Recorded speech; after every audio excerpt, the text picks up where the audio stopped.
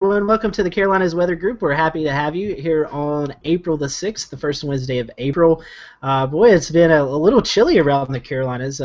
Maybe Shay's been basking in the sun a little bit warmer air down towards the coastal areas. But if you lived in the mountains in the Piedmont and the foothills of Carolina, you woke up to frosty conditions and temperatures staying in the 50s today. And we're going to have cooler weather continuing through the rest of the week until our warm-up happens next week. So it is not winter. It's still spring. We're just taking a little recourse, a little revisit to winter one last time before the warm weather season comes in. So we're happy for you to join us. I know it doesn't feel like severe weather time, but April is usually when the whole country starts seeing an uptick in severe weather. So this month has been dedicated to Severe Weather Month. And tonight we have Joe Lauria, who is with us from Fox 4 News out of Kansas City. He's going to be talking to us about the severe thunderstorm warning process and kind of talk about the ins and outs of that. And he has a unique idea that I think, in my opinion, is a pretty cool idea. And we're going to talk about that tonight and see what you guys think. We'd love your feedback. You can do that via Twitter or Facebook. You can send us messages to our Facebook pages or just tag us in your tweet, and we'll definitely get those on air. And if you're watching this broadcast on a rerun or listening to our podcast, you can also direct those questions after the show. We'll let Joe give out his Twitter so you can reach him or reach us here, and we'll get your questions answered. I think that is about all the housekeeping rules that I've got. I can't think of anything else. We're excited to have Joe in with us. He's been telling us it's been very windy out there in the Midwest, so we look forward to kind of hearing about the weather there. But let's go down to Charleston, South Carolina first, and I'm going to let Shay come on and talk about the weather. Shay, were you in the water today? I know the past couple of weeks you've been in the water. Were you in the water today? No, not today. No, the wind wasn't up as well as yesterday. When we've had some cool spurts here. I mean, it hasn't been daiquiri days on the beach or anything. The water temperature's still around 65, 66 degrees, and the cannonball jellyfish have arrived, and that's always a fun topic I do every year where they arrive. You know, the water temperatures are in the upper 60s at least, or getting close to it, and that's sort of the nature's way of telling you what the sea surface temperatures are without any of the technology that we have. It's pretty fun to catch that. People start sending me photos every year. They know I'm kind of the cannonball guy here. But yeah, yesterday was kind of interesting. We had a pretty tight gradient over the area of northerly winds, and then it just, as soon as it leaned east-northeast on shore, it shot up. It went up about 20 knots. Came from about 7 or 8 on average up to about 24, 25. And, I mean, it just cranked up. So, of course, we got our gear and went out on the water. Rode it till sunset, but that's, you know, we've had some swinging winds here. We had a pretty strong line of thunderstorms move through. By the time it gets to Charleston, it turns into weak sauce for some reason. So Savannah and Georgia and Tybee all the way down to Jekyll seem to be getting most of the storming activity in the southeast region right now. But you're just sort of we're not in full spring mode. You know, we still got some couple chilly nights ahead. And Old Man Winter's not wanting to give it up to the north. It keeps sending a couple of polar jets down this way, and you guys are feeling it up there, so I'll swing it back to you, Scotty. Yeah, definitely filling it up here. One thing I've seen one of your tweets today talking about the influx of warm water into the Gulf of Mexico. I know we always talk about sea surface temperatures with you every week, so talk to us a little bit about that before we get over to Kit. Gulf of Mexico, I haven't watched too much as far as sea surface temperatures. I mean, we usually get an influx of warmer water at the surface that comes up between the Yucatan Peninsula and Cuba. That's sometimes where some of that warm water surges in if the easterly trades haven't blown in from the east yet, and the Atlantic tropical belt has not been warming up to where it should be. So we haven't been getting any strong Bermuda high pressures either to get that wind moving the surface waters into the Gulf of Mexico. It's a little bit slower, but when you see a plume of warm water meet an easterly wind up that way, a strong easterly wind, you usually start to see these really neat little eddy features. So I'm going to watch that for the next couple of days on the NASA product and then do a little animated loop of it and see what it looks like. So those are kind of neat. And we get a few of those eddies off the Gulf Stream too this time of the year. We get some of these strong northeasterlies that don't want to give up. Definitely some cool features going on there. So let's toss it up to Kit, who is over in Charlotte, North Carolina at UNCC. And Kit, I do believe that you were nominated the president, right? Yes, I am the president-elect of our AMS chapter club here at UNC Charlotte. We call it STORM. It stands for Student Organization of Meteorology. This little clever thing they did however many years ago. So I will be following in the footsteps of Ricky Matthews and Cody Ledbetter. Got a few ideas for next year, including Weatherfest. We're going to possibly move it to a Friday, either during like elementary school hours so that they can make a field trip out of it, or just on a Friday in general so that we can get more campus involvement. And also in the works, kind of not necessarily hush-hush, but it's a process we're doing. We're trying to be sponsored by AMS and have it be more official, and hopefully it'll be a little bit bigger next year. This year ended up, it was kind of cloudy, it was kind of rainy in the forecast and rather cold. There was a pretty good cold air damming event over us right then. So it wasn't as nice as it was last year, but hopefully next year it'll be good. So a lot of things coming for Storm. Weather this week has been getting colder. It's looking windy over the weekend up back towards your area. I'll let you go ahead and talk about that, Scotty. Yeah, I think you have forecasting duties that weekend, so I'm gonna let you deal with the wind. Tomorrow's my last day of forecasting duties for the weekend, so we'll let Kit take care of that. I think Ricky may still be having some dinner. He sent us a message, so. Hey Scotty, I've got that Sport SST to take a peek at if you want to see it in animated version right now. Can you see it definitely. here? Yeah, cool. Yeah. So you see this is a loop. It goes back about 3 weeks. Starts at the let's see, March 17th, and then it runs all the way to today. So you can see that warm water plume coming up, and then it gets this strong easterly wind across Florida and out into the Gulf, and then you see some of this fluxing here along the northern end where there's a little bit of tidal fluxing in this area as well. So that push from the north down into it with the easterly wind just sort of creates a swirling effect. And I'm waiting to see if this entire thing will turn into, something that looks like Charybdis or the Eye of Jupiter or something. So we'll see what happens there. Give it a few more days to run its course, because the easterly wind should hold for a little bit till tomorrow. So. I'm always fascinated by your tweets, Shay. I love seeing that stuff. So, well, let's bring in. Thank you there. Well, I'm fascinated with your tweets too, Kit. Let's bring in our guest tonight, Joe, who's joining us from Kansas City. Who, Joe, you've had your own little bouts with wind out there for the past couple of days. Yeah, it seems like the wind's really, and this is more or less typical in March, certainly when we start to see the seasonal transitions.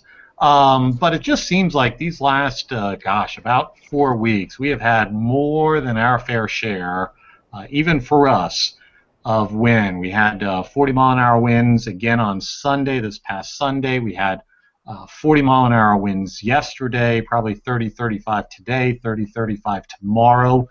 And I have a feeling on Sunday we'll probably have another bout of strong winds. And what happens out here in the middle part of the country, is a lot of the farmers do what we refer to as controlled burns, where they're burning off the weeds and the pasture land.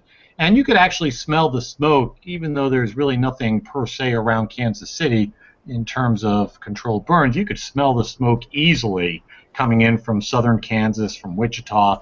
If we have an intense surface storm, we'll smell the smoke coming up from Oklahoma sometimes. So it's kind of interesting how that whole thing sort of plays out. But what happens is when the farmers are doing controlled burns out here with a lighter wind regime day, for example, like yesterday, but the controlled burn isn't completely scuttled by the time the winds really start to pick up again, then those controlled burns get out of control. There's a video running around, I think on the Weather Channel maybe, of a trucker, a semi-truck or somebody's truck, a grader maybe I think it was, that got stuck in one of these wildfires just a couple of days ago, and one of the news crews at some station, I want to think it was Wichita, maybe it was Oklahoma City, I forget, they were just doing a story on the fire, and they had to rescue the driver of the grader truck because he got himself stuck somewhere, he couldn't get out,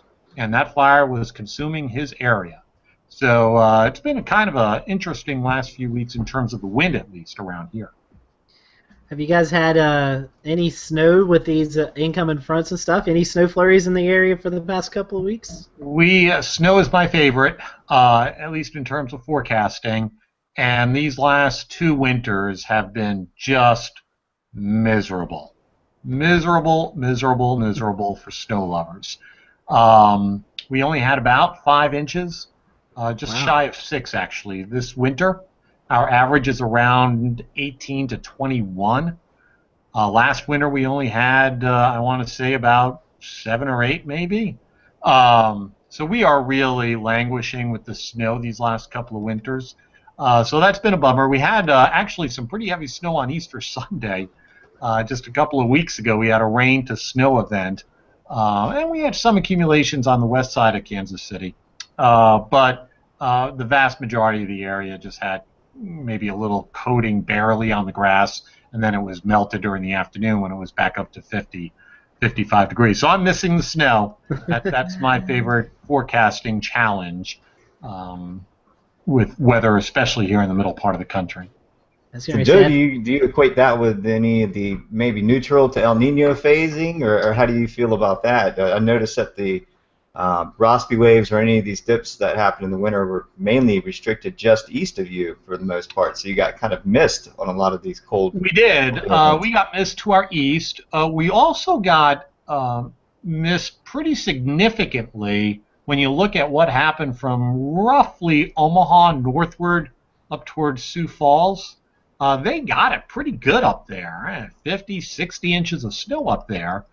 So there was a very sharp gradient just south of Omaha, and it was a bummer. There were a couple of events that were sort of kind of close to trying to do something, but we just never could get cold enough, perhaps because of El Nino. We had, December was about, I was just running through the stats the other day. December was about 8 degrees above average, January close to average, February about 6 above average, March about 7 above average for temperatures.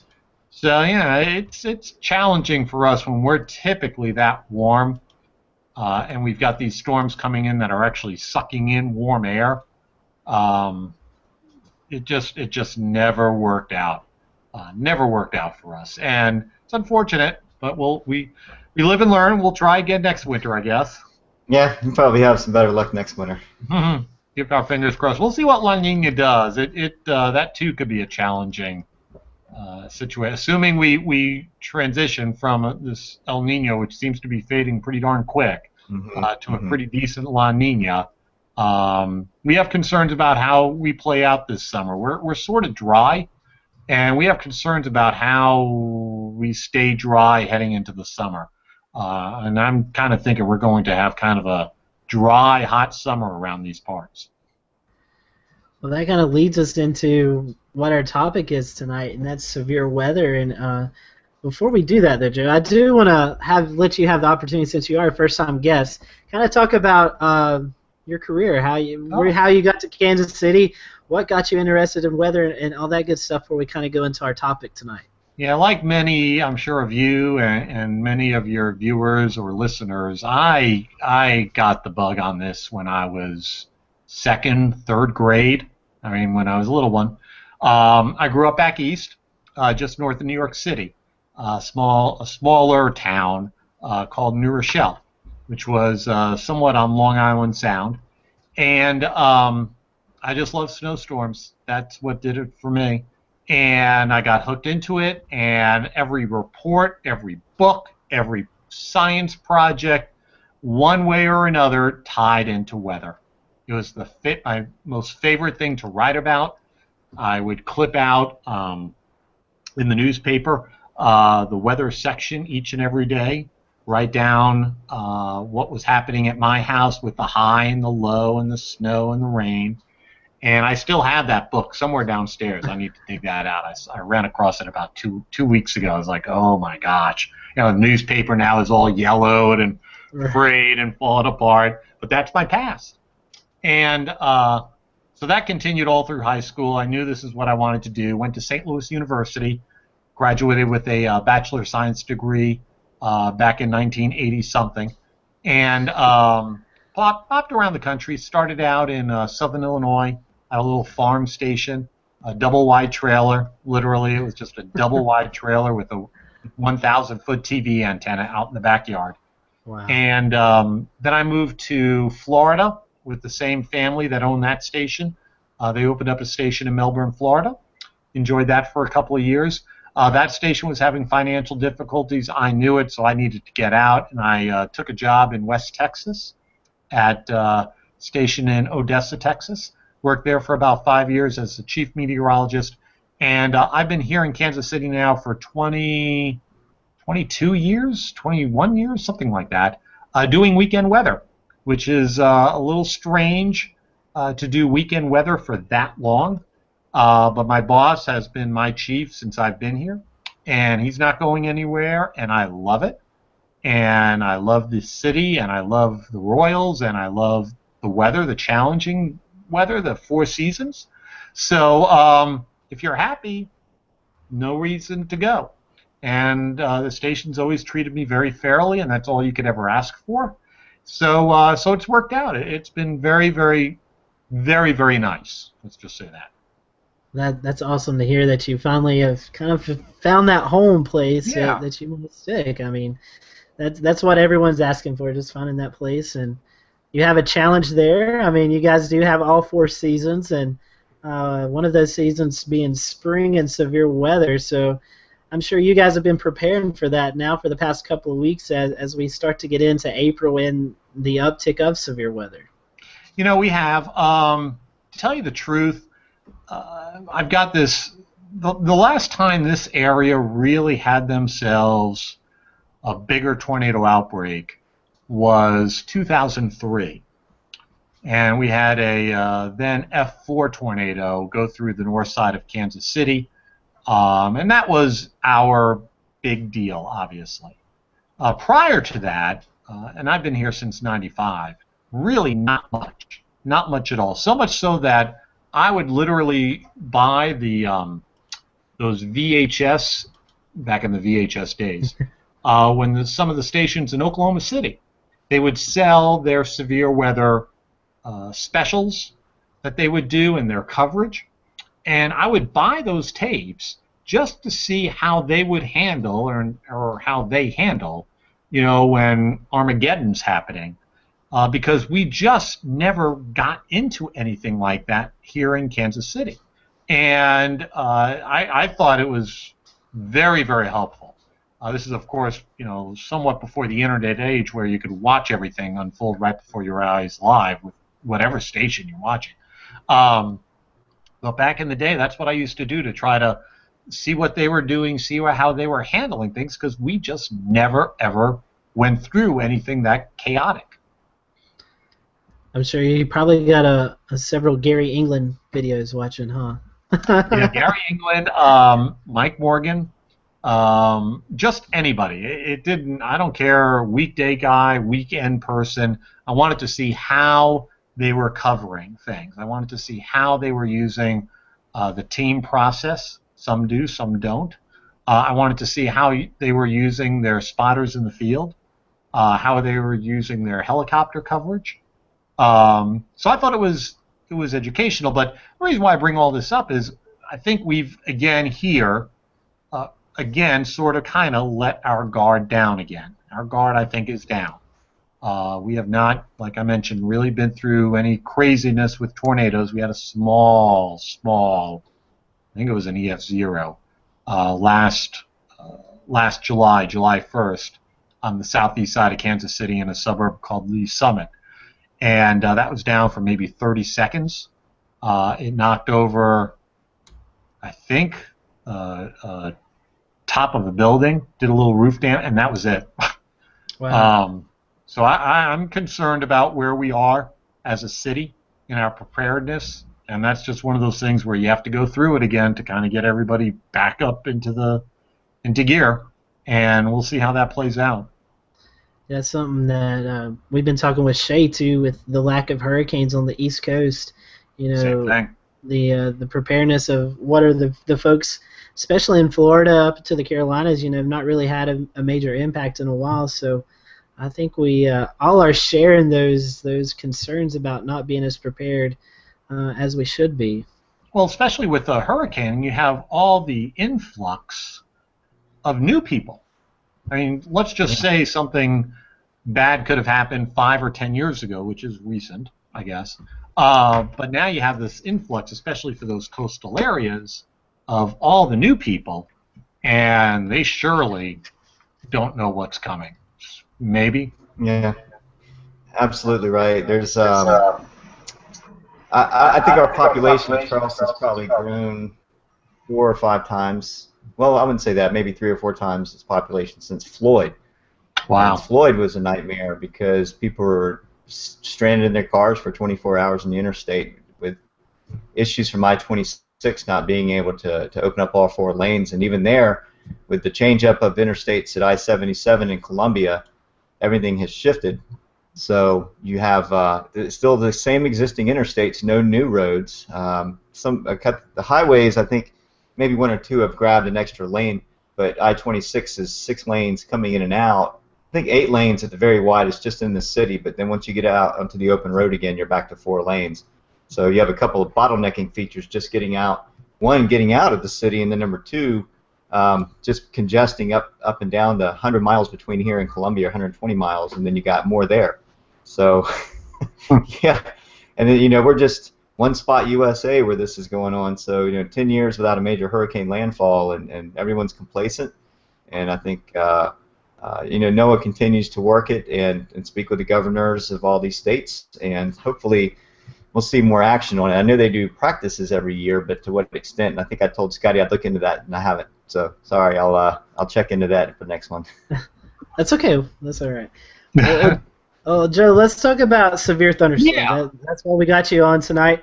And us in the weather community, we know what a severe thunderstorm is. We know what to expect. But to the general public, any thunderstorm that may have some gusty winds, or even though lightning's not a criteria for warnings, any storm that has a lot of lightning or loud thunder, heavy rain could be considered severe for them. But there are some technical definitions. So let's talk about those, and then we'll kind of go into what you have wrote a blog about. And if you've not read Joe's blog, you can find it on our page. We have it posted there. So let's kind of talk about the definitions, and then kind of go into your blog that you wrote about. Yeah. So first, thunderstorm, and of course there are thousands upon thousands upon thousands upon thousands of thunderstorms across the country. But for one to be considered severe, and this is a commonality through the country, you need to have winds of at least 58 miles an hour. And you also need to have hail the size of a quarter, as in the coin, a quarter. About 7-8 years ago, that transitioned from 3/4 of an inch to 1 inch size hail in an effort, as a first step perhaps, to maybe cut down on the number of severe thunderstorm warnings that were issued. And overall, that was mission accomplished. They did cut down a little bit, especially here in the plains, where we're very used to these 58, let's just say 60 mile an hour type thunderstorms and these 1 inch hail type thunderstorms. Other parts of the country, that's a bigger deal, and I fully recognize that, especially for regions or some of the National Weather Service offices back east, and to a certain extent out west. But here in the plains, we are just so used to these type of storms, which knock down a tree limb. Perhaps they produce some scary-looking clouds. But in terms of the true impact of these storms, there isn't a lot. And so the genesis of what I started to talk about in my blog, and it basically was just to kind of open up a discussion. And the very first thing that I put in there was that this is by no means a critique or a criticism of any local weather service office. For us locally, that would be for Pleasant Hill and also out in Topeka. It was not a criticism of their work or their evaluation of radar or anything. They have a mandate. Their main mandate is if they think that storm could do 58, 60-mile-an-hour winds or higher, boom, they're issuing a warning on it. Same thing with the hail situation. Well, the real start of this occurred back in October. And I've been thinking about this for a while. But here in Kansas City, we had a big seminar. People from all over the country, various Weather Service offices, various social scientists were in. Various departments of NOAA were involved with this as well. And the seminar was called HAZSIMP, H-A-Z, and then S as in Sam, I-M-P. The idea being behind this is to simplify the plethora of warnings, watches, advisories. There are dozens upon dozens upon dozens, I mean, something like 100 and something. And the idea being that maybe we could simplify and perhaps cut down on some of these numbers. So we went through various ideas about that. And I tend to try to stir the pot a little bit to get a conversation started. I may be wrong. Probably am wrong. I may be right. But I just like having conversations about this stuff. So I brought up, well, one way that we can make these warnings seem like they're meaning something is maybe if we strengthened the criteria, in particular for severe thunderstorm warnings. And I brought up our local office here at Pleasant Hill that in the last 10 years, they have issued over 2,000 severe thunderstorm warnings. And the vast majority of those severe thunderstorm warnings, I would probably make a decent argument with you. Most people are like, I don't care. Didn't do anything in my house. Which you could also say with tornado warnings, but that's a different animal. Or if that storm did move through their house, maybe they had a wind gust to 30 or 40 miles an hour. Maybe a couple of tree limbs, branches came off their tree. I didn't really necessarily think that that's the best way of going about things.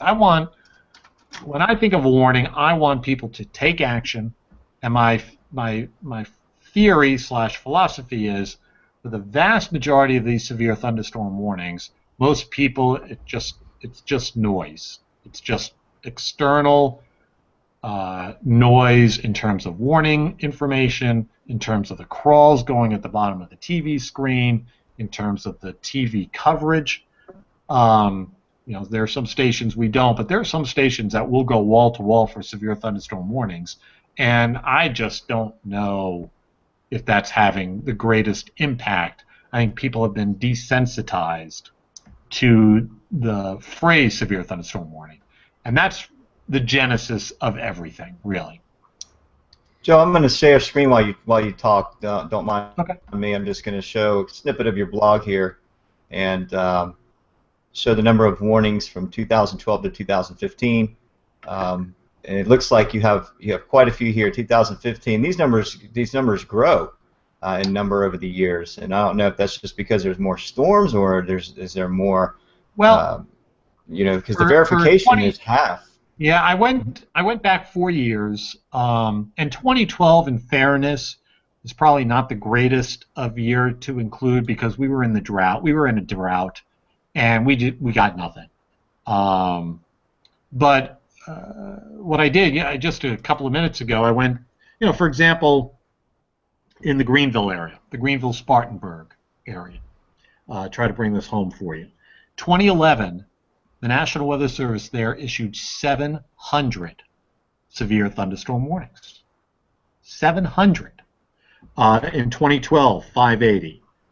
In 2010, 475. In 2009, 375. That's a lot. Now, again, it's not criticizing them. They have their mandate.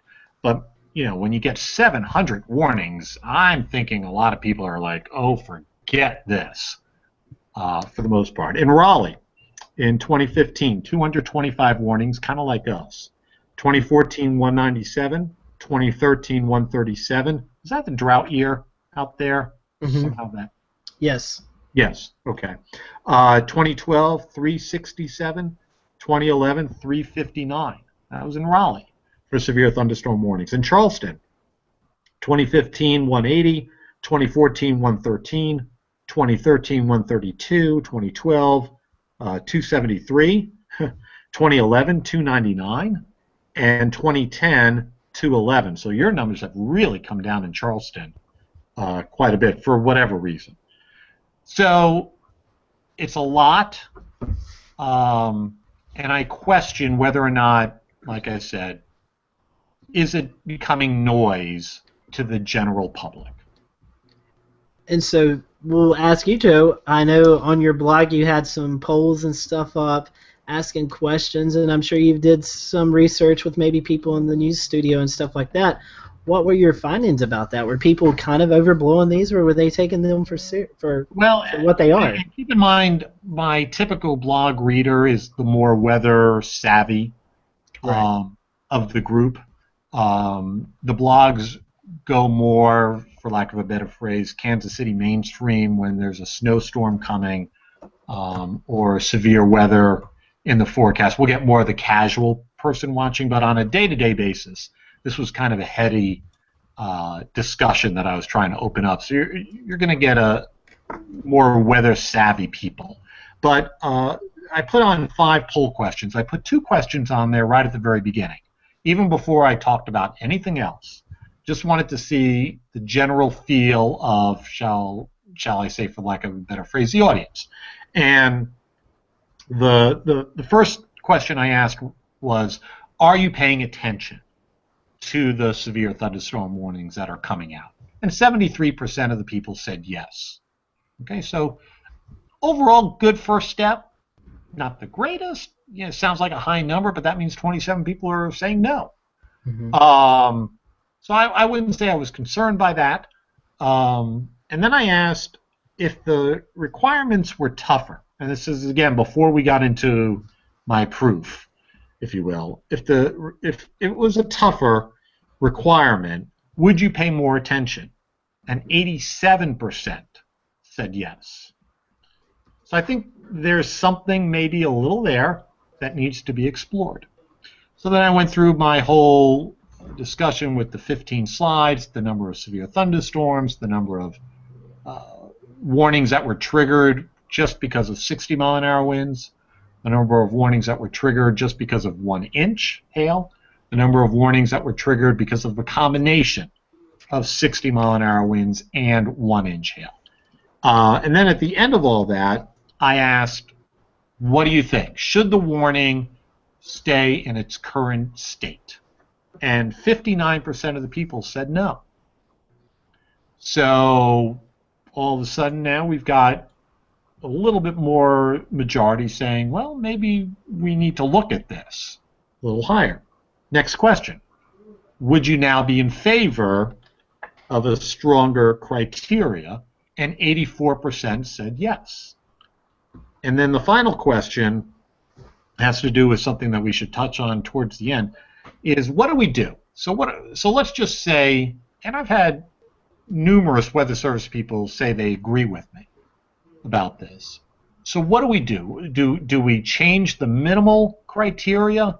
Do we say, and keeping in mind that the minimal criteria for winds especially was because of aviation concerns back in the 1950s or 1960s. It was because of aviation. It had nothing to do with us, except for your roommate kid behind you.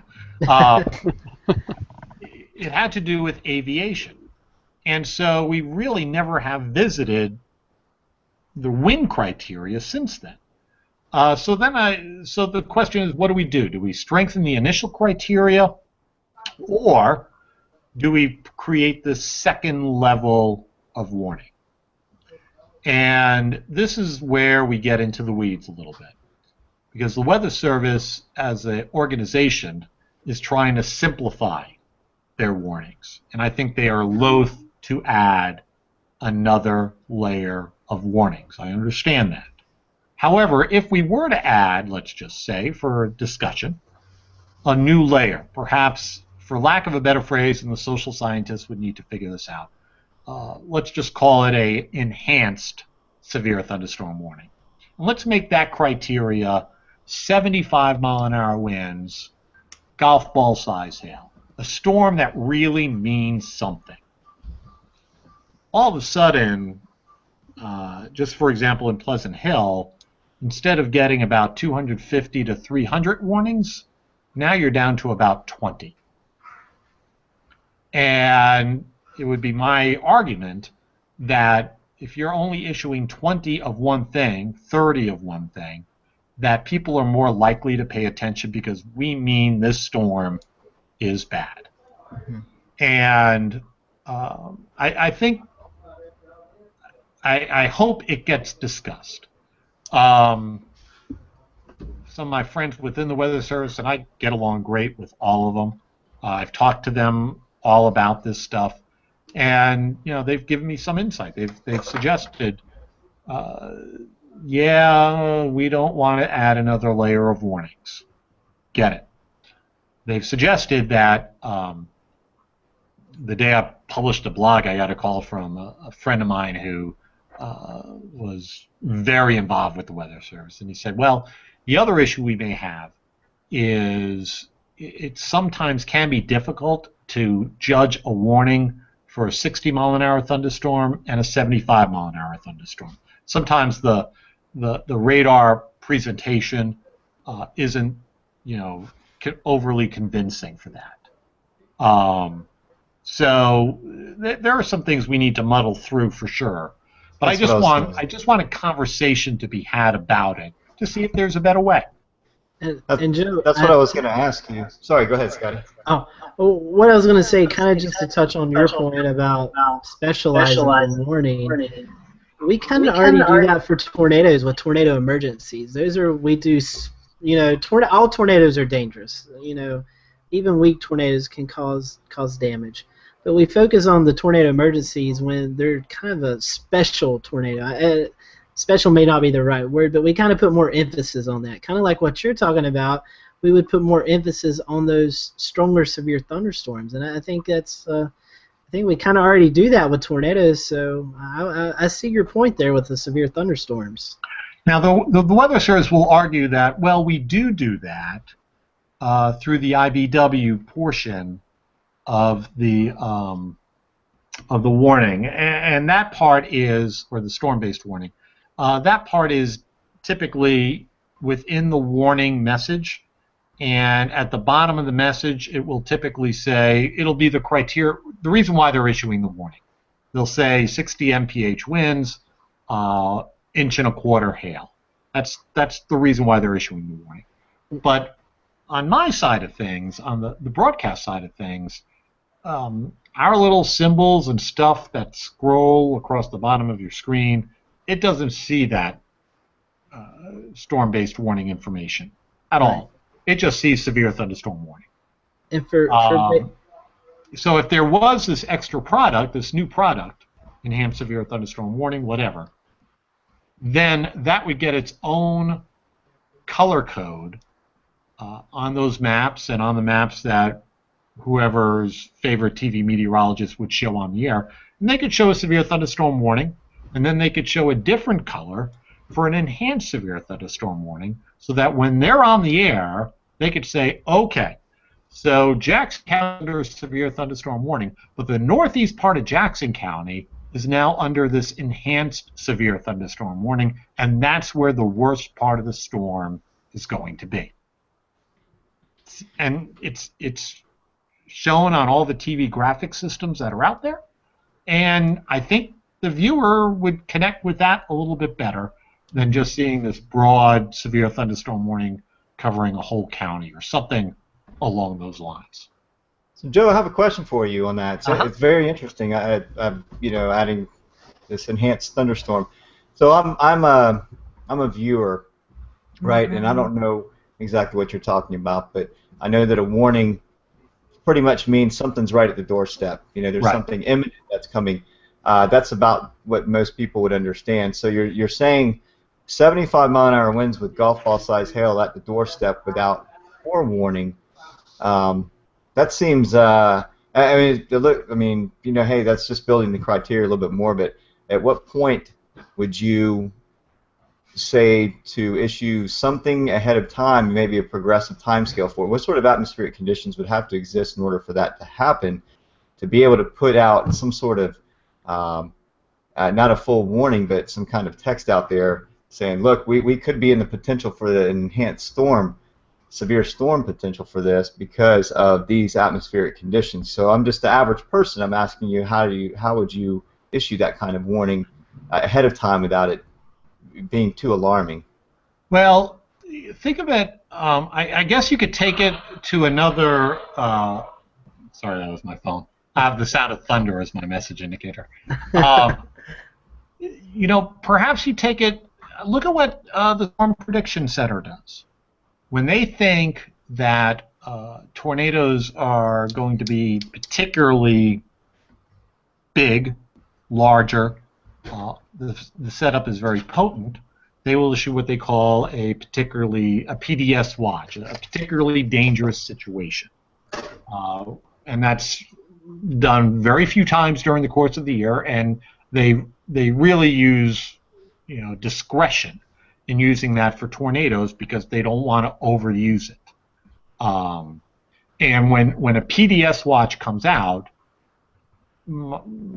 I think certainly on the media side of things, and then they translate that to the viewer, they will bring that to the forefront and say, hey, this is a tornado watch, but this is what we call a PDS tornado watch, where we're really concerned about what could happen in a few hours. So suppose, and this is going to be tougher, but suppose you even took it to the level of, you know what, these thunderstorms, these really have the ability of producing, or assuming they develop, we think the downdrafts in them could be enhanced, and we think there are going to be a fair number of 70, 75, 80, 85, 90 mile-an-hour winds, straight line winds with these storms. The derecho from that the east part of the country goes through every so often. How about that? How about that the watch for a severe thunderstorm watch could be pumped a little bit differently as well. Right. Just another way maybe of trying to convey to the viewer, convey to the average person, hey, watch out, these storms really could mean business. And talking about the derecho events that we get on occasion, and then we had one beginning of last summer, those things do produce those very high wind speeds that can do a lot of damage, and they do progress for a long time. So I could see something similar to a PDS tornado watch for those, but on a general like severe thunderstorm day where you just have like very like good downdraft cape and whatnot, where would you draw the line for, okay, well, this storm here probably isn't going to do it, but it's just right next to it, we might have a bad one. How would you determine the difference between the two? Well, in terms of a watch environment, that would be next to impossible, I think, to do.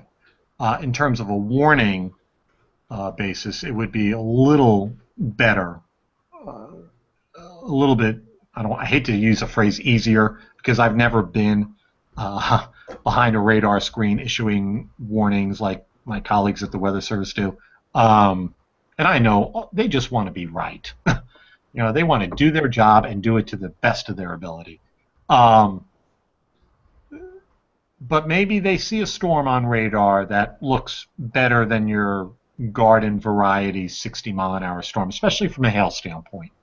And maybe that's where that new criteria or the new warning comes into play. Another way of looking at this, and to tell you the truth, when I talked about this during that workshop, I got pushback, and I wasn't surprised by this, but I got pushback from the eastern region of the National Weather Service. And they have a point. Here in the plains, we have trees, but we don't have forests, typically, like back east. And there could be a point there about, hey, maybe we got to be careful that we don't, if we just look at a minimum severe thunderstorm warning and we look at increasing that criteria and not doing this new layer, do we miss situations that are potentially deadly? You're in the forest, the trees start coming down, whatever. And there's a point to that, and I respect that point. But here in the plains, these severe thunderstorm warnings are often just a dime a dozen, I think. And so let me ask the group this, because I brought this up too, and then I'll tell you the response I got from this. Suppose the eastern part of the country, eastern region, just shooting that out there, kept the 60 and the 1-inch criteria. Suppose here in the plains, the central region, suppose we boosted ours to 70, 75, inch and a half, inch and 3/4. Suppose out west, they kept the 61 inch. Do you think that people would be confused by that? I could see so it. So now we have different criterias in different parts of the country. From a meteorological standpoint, I understand that I've never, for instance, I've never experienced a hurricane, but people in Florida, people on the Gulf Coast, they go through tropical cyclones every now and then, more often than Charlotte. If it were 1989 again and I were alive, Hugo would concern me greater than someone who was on the Gulf Coast. So proposing something like different criteria for different things like that, it depends on the local weather and how often they get it. So if you're saying like you've been saying this whole show tonight, in the plains, y'all get that elevated severe weather much more often than we would. So I could see it making sense from a social meteorology standpoint, but it really just comes down to the common people, not like just not in a bad way, but someone who doesn't quite understand, like, okay, well, my cousin in Oklahoma had 70-mile-an-hour wind or 60-mile-an-hour winds and didn't have a warning. Why do I have it now? So it really depends on how interconnected people are when they're looking at these different warnings. You have to agree with Kit. There's microclimate to consider, land and sea interface along the coastline, a whole different dynamic there. You have sea breezing, convergent zones. You have a whole lee side of the mountain chain that isn't part of that whole climate out there. So, at what point do you draw the line of where that ends and it begins? Does it just end at the windward side of the Appalachian Mountains, or do you fine tune that line somewhere else? So there, and especially with like what Kit brought up with tropical cyclones making landfalls, then they, especially when they come up the Gulf Coast, they come up through Louisiana or even further over in Texas and head north, and then you get brown ocean effects or something odd, with the system that splinters storms all the way up to the Great Lakes across the country, across a frontal boundary or something, and then what kind of storms are you talking about? What kind of warning systems with that as well? So is it tropical related? It's a whole different dynamic. But yeah, there's a lot to consider there. It's a really interesting question. Here's my thinking. First of all, Joe, I don't know about the Midwest, but I know in the South, different weather offices has different criteria to meet winter storm warnings. Some areas is only 3 inches, some areas only an inch. So why can't we expand that into severe thunderstorms? Your area, 75 mile per hour would be good. Our area is 60 miles per hour. I think we already implement that with winter storm warnings.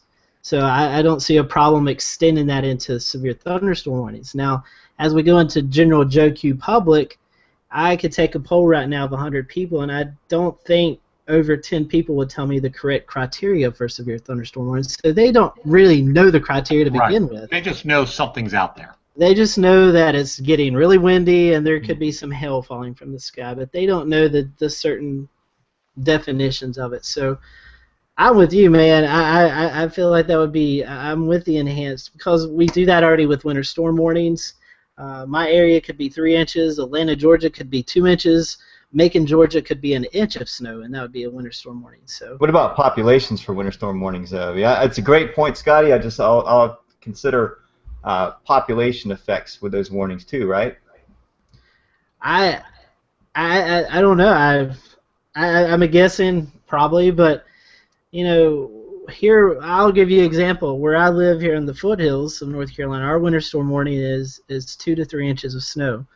30 minutes up the road in Boone, it's 4 inches of snow, and we're still in the same population, same vicinity. It's just different areas that can adjust to that. So, Right. I don't see the problem why the enhanced. And going off of one more thing that you're talking about a little bit earlier, the text of where they emphasize the wind speed and the hail size. First of all, I think sometimes, and again, I love the National Weather Service and I have some good friends there and communicate with them very often, but sometimes I think those texts are way too long and people don't take the time to read everything.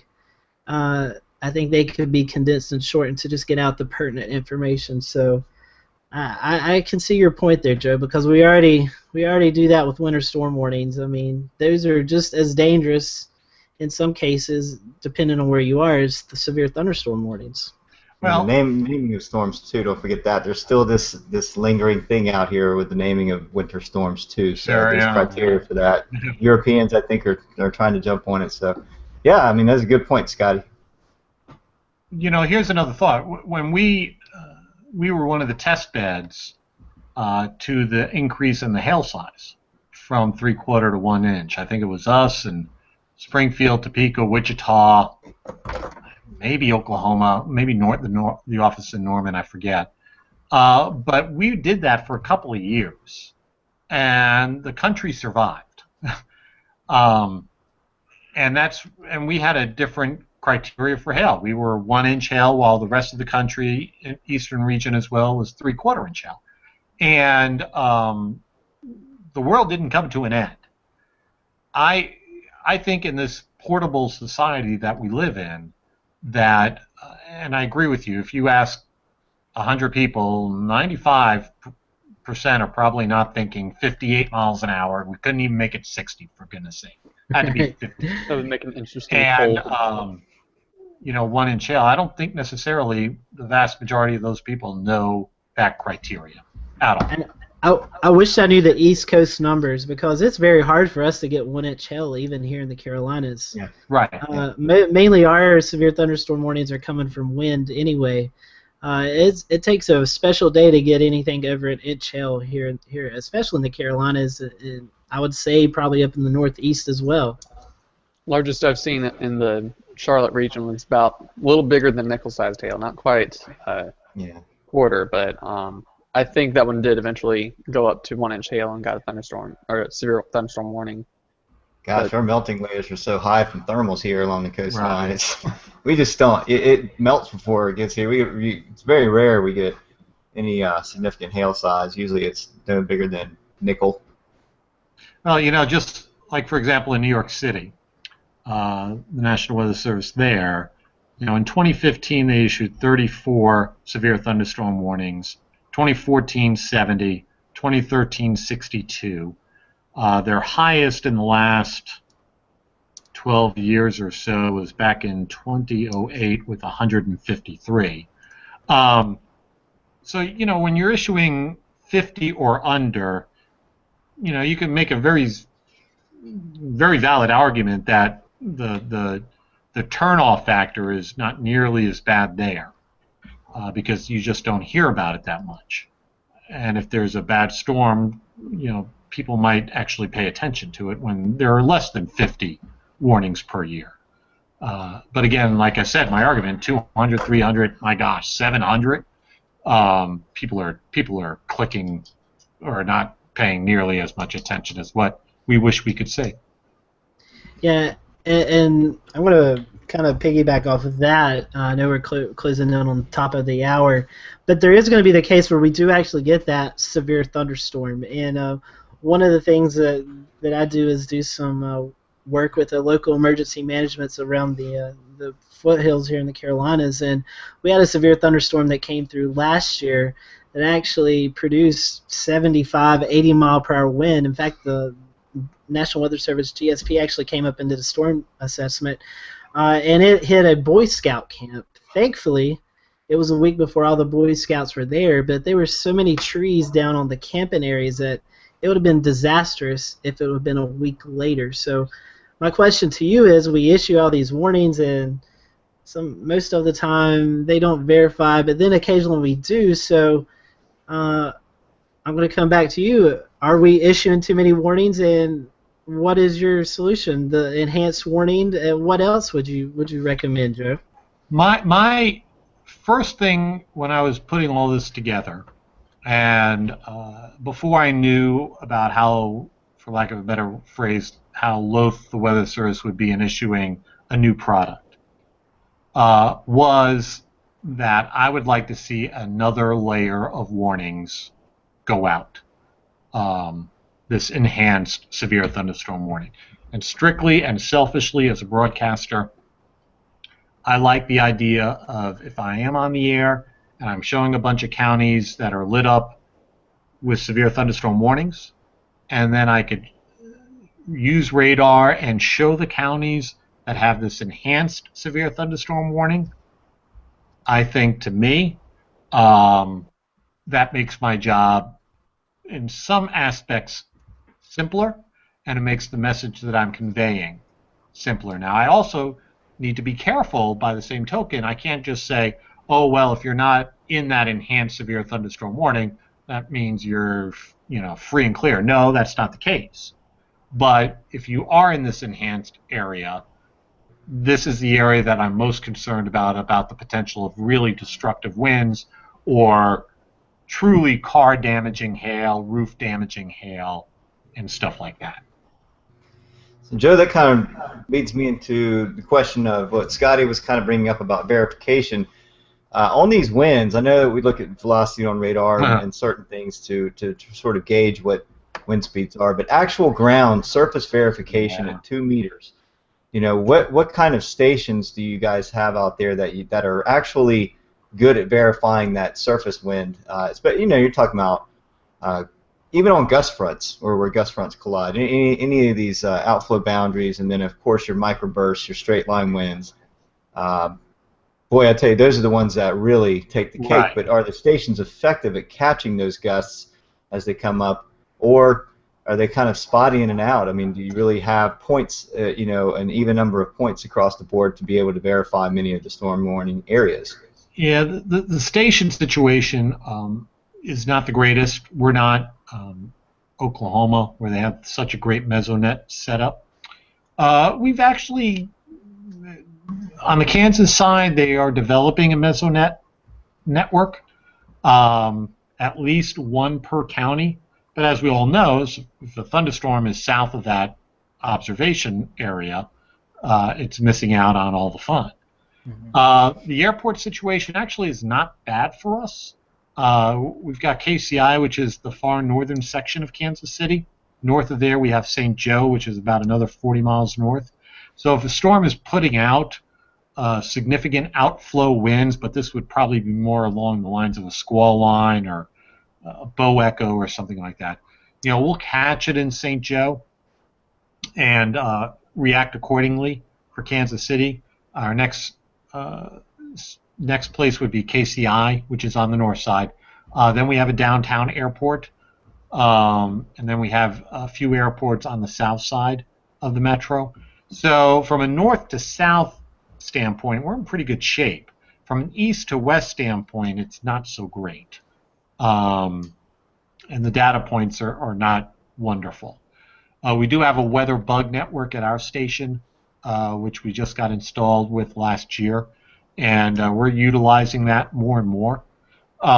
So that too can help a little bit, but I don't know the difference between a 50 or a 60 mile an hour wind. If I'm just looking at the trees, I'm not that great with that.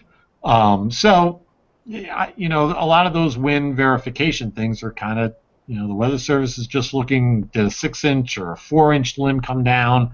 It did. Okay, severe thunderstorm warning. Big whoop. Would be my argument. Sounds like we need to get some weather stations out there and supplement, augment create a little mesonet out there. There you go. I like it.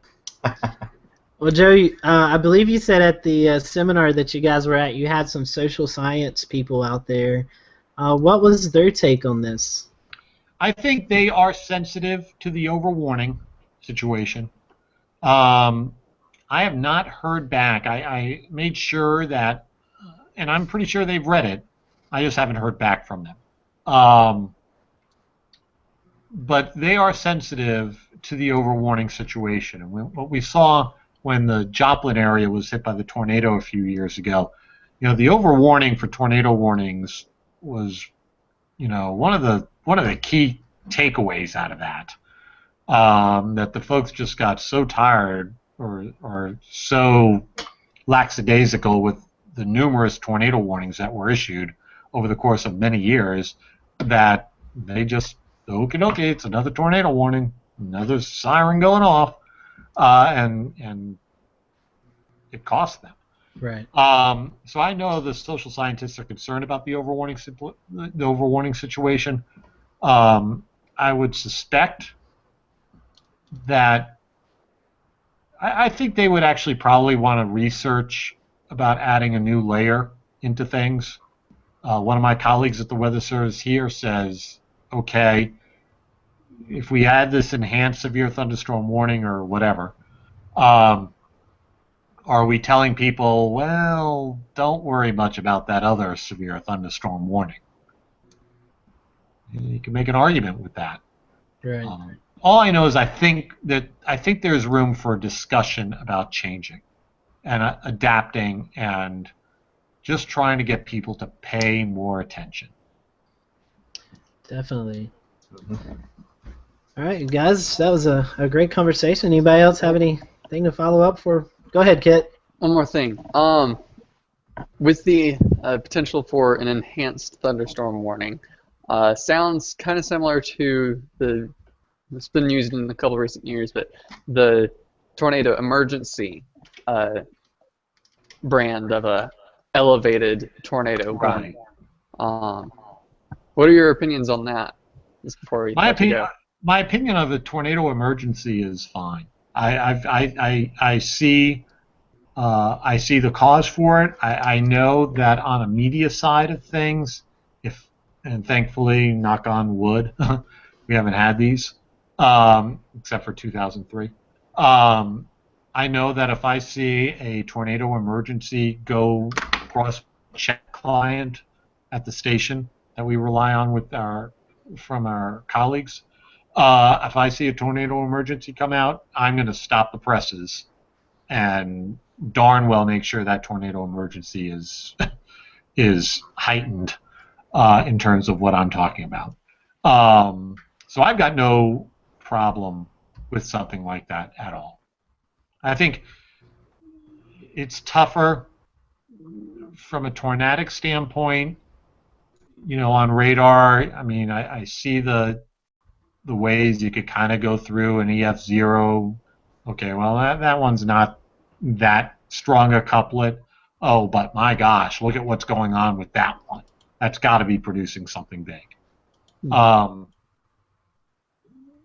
But I don't want to get too far into the forest when it comes to tornadoes, just because people still, at least for our area, if a tornado warning is out, they're still taking that very seriously.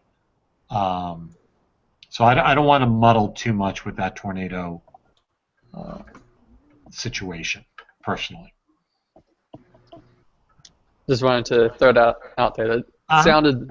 I just wanted to throw that out there because there's a shade to it. There's definitely a shade to it. Yeah, there's definitely a shade to it. I would welcome that shade when it comes to severe thunderstorms.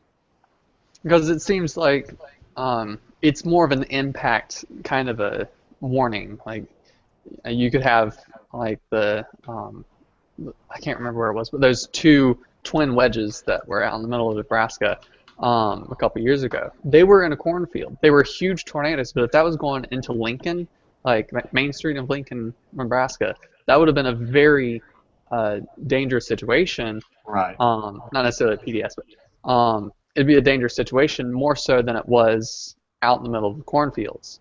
So a tornado emergency comes down to, okay, how bad is it going to impact people versus the intensity? And that's where I could see the enhanced tornado. And the Weather Service will argue that the whole storm-based warning structure, the little tags at the bottom of the warnings, this tornado will cause loss of life, building collapses, whatever all that stuff is.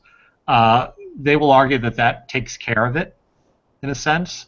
If they issue if there's a tornado warning, and then they issue an updated tornado warning or a severe weather statement or whatever. My argument would be, from a media standpoint, again, if I see a tornado emergency, then you know what's hitting the fan, and let's pay most attention to this. All right. Well, thank you.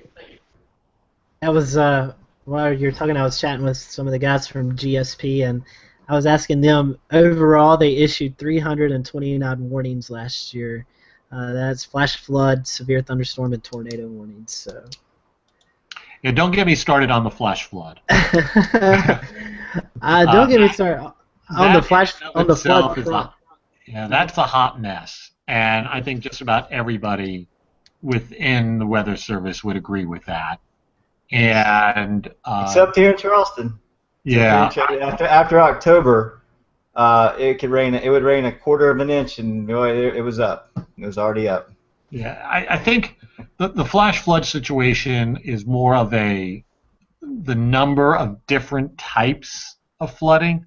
You have the aerial flood watch, you have the aerial flood warning, you have the flash flood warning, you have the flood warning, yada yada yada yada yada. And to be fair to the Weather Service, I think they realize that's something better could be done with that. And I would not be surprised if within the next 3 years, at least from a flood standpoint, something is done about that. I think there is some spirit within the Weather Service to really take a look at these flood products a little bit better.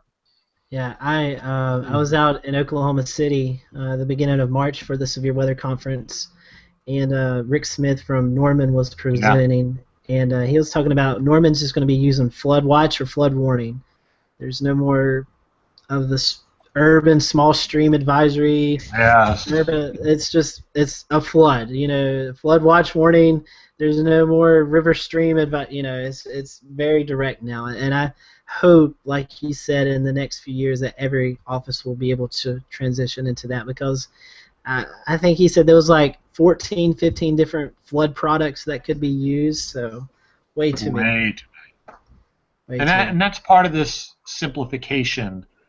And in fairness to the Weather Service and the higher ups, I think they realize that, if you look on a map, on their internet page, they call it the crayon of colors, or the Crayola of colors, or whatever they're calling it, because there are just so many watches, advisories, warnings.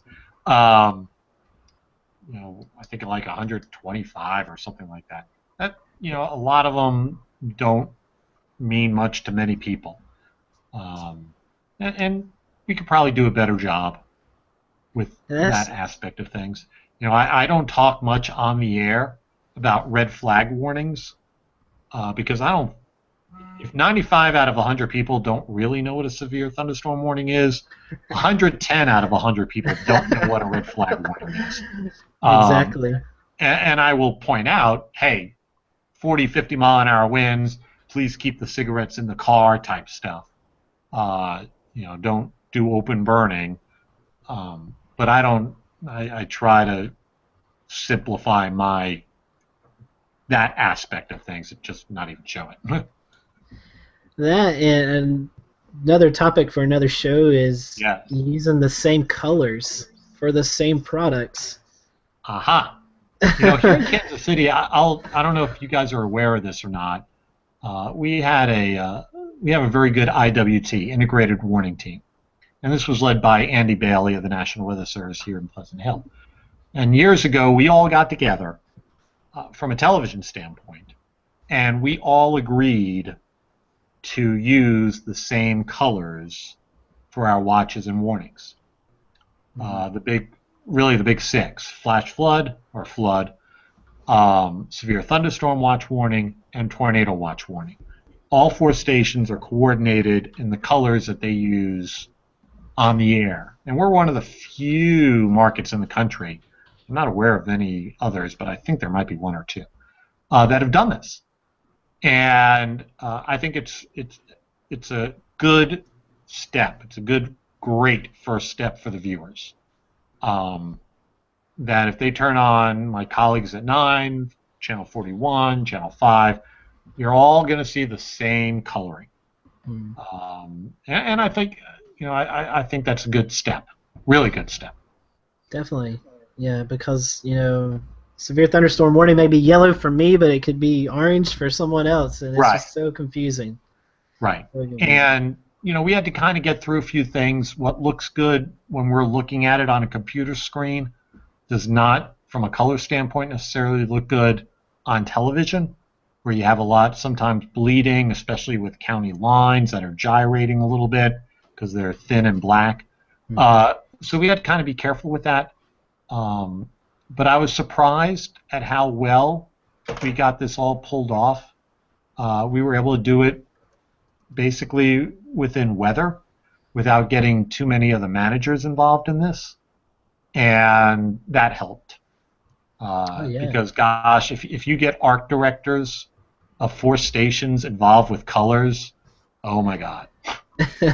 Oh my God. So we were able to muddle through all that, and I think we've got a good first step. Well, Joe, we appreciate you coming on tonight. We'd love for, hopefully, maybe we can get you back on. Absolutely. Talk some weather about something else, maybe. Before you go off, I would love for you to maybe give out your social media, how our followers can follow you, and if they ever visit Kansas City, where they can tune in and check you guys out. Yeah, thanks for the second to do that. I'm on Fox 4, and I do the weekend weather there, Saturday mornings, Sunday mornings, Saturday nights, Sunday nights, and then I fill in all over the place. For social media, my favorite platform continues to be Twitter.